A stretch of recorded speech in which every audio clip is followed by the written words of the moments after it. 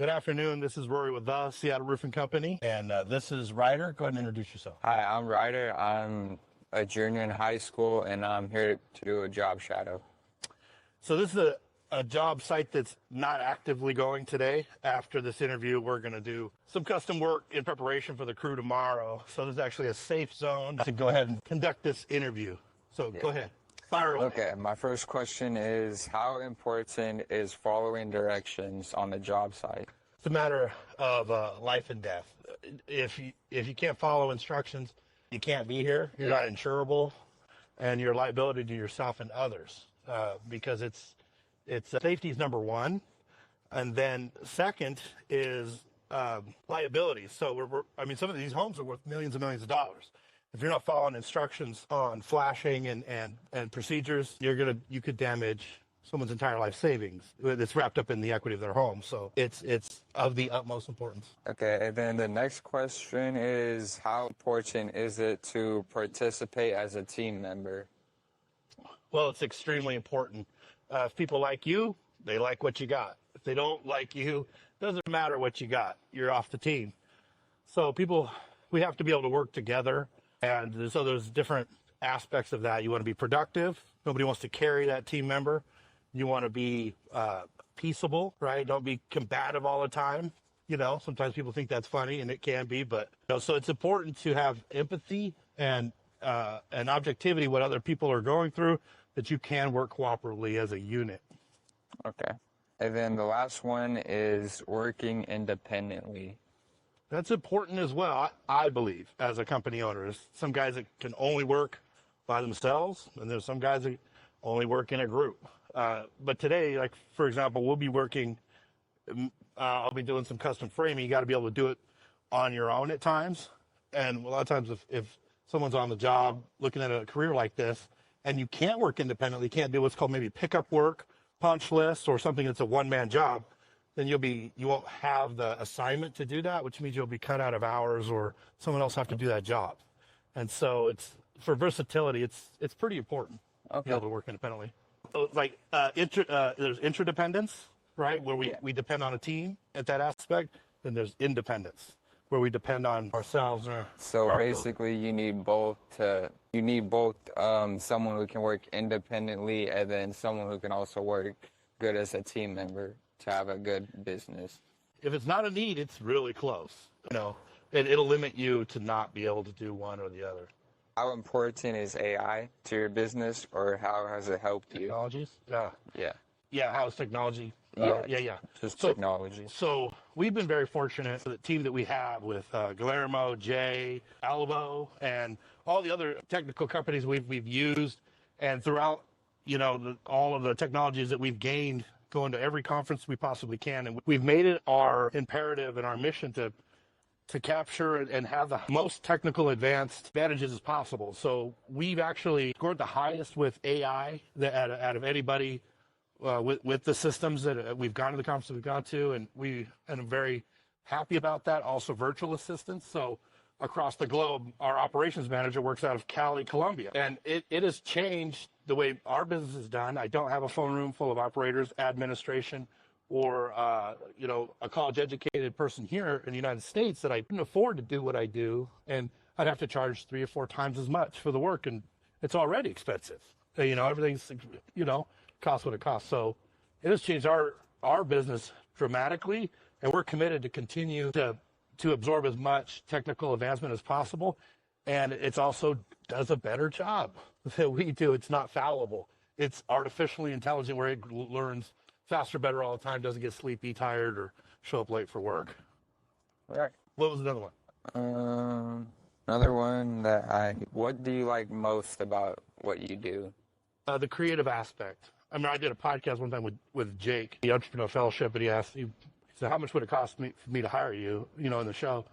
But it's the creation of something that didn't pre-exist, like the Seattle Roofing Company. And I've built other companies and bought companies, and it's like being Michelangelo or a sculptor in a way, and it's very fulfilling. And that's my favorite part is doing something that I probably couldn't have done coming from small town fruit picking family, Yakima, but being able to learn, grow, and then build teams. That's what I love the most, is the creative aspect. Then another one would be, how would you describe a typical day at your job? Well, we meet at either one of the offices downtown Seattle. Generally, me and Jason, the man behind the camera, we meet at 7 a.m. at our Lakewood location. And what I do is I set myself on fire and I let the world watch me burn. Just kidding. So my business is based on systems. So everything should have a system. Anything that I do, I'm thinking, how do I iterate this to where somebody else can do it?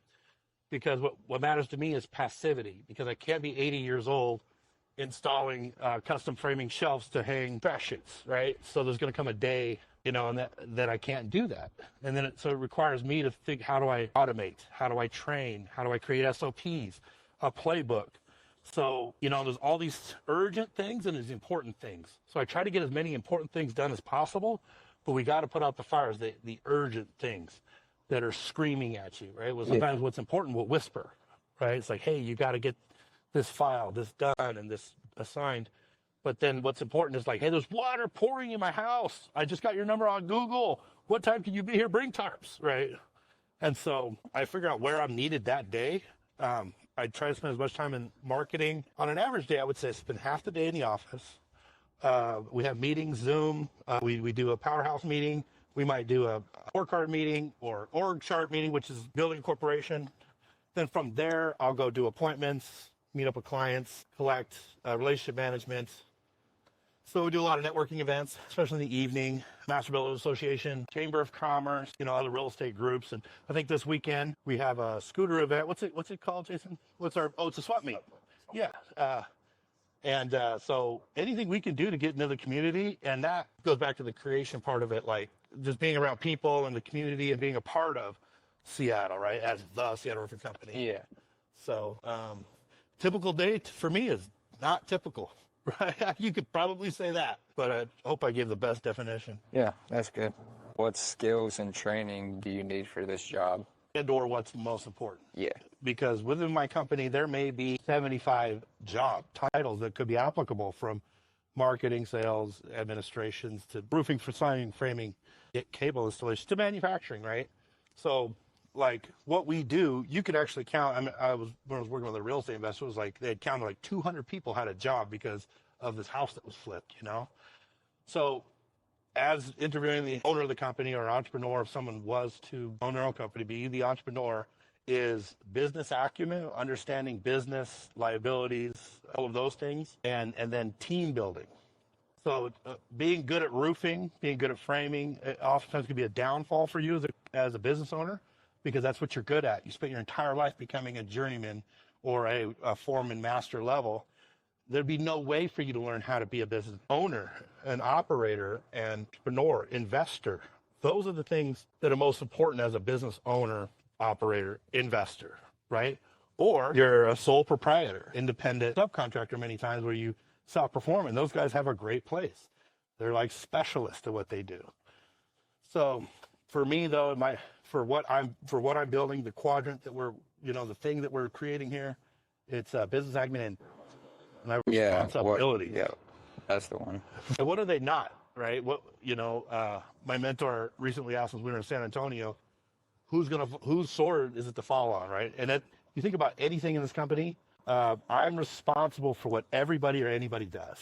So what am I not responsible for, or what are my responsibilities?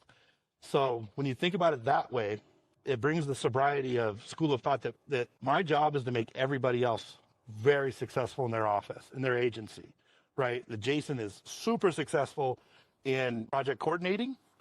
Project managers are successful underneath him. And then he also does a lot of media capture, like that's what we're doing right here, and flying a drone. And then our sales guys, our marketers, if I can make them very successful, very happy. So I think about it three ways. I want them safe, I want them paid, and I want them encouraged. I want them to be able to go home safe, alive at the end of the night, and have a reason to get back in their truck or car and drive back to work in the morning, right? And have a paycheck and a home to go to. If I can do those three things, I feel successful and that I fulfill my responsibility. as a business owner.